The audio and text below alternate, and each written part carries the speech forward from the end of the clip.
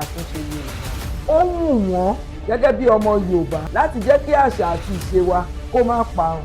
Mo fẹ́ kẹ́ ẹ rántí wípé ẹni tó wà nílé ló máa kí ẹni tó ń bọ̀ pé ó káàbọ̀. Àtúnṣe Yorùbá.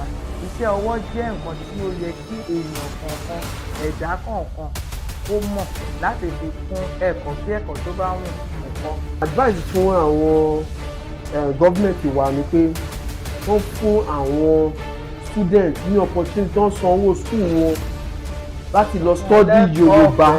Gbogbo àwọn ọmọ wa wọ́n bá dé láti ilé ìwé ẹ jẹ́ kán lọ kọ́ṣẹ́ ọwọ́. Ìyẹn pàápàá ò ní jẹ́ kán ráyè láti yàyàkíyà. Àtúnṣe Yorùbá.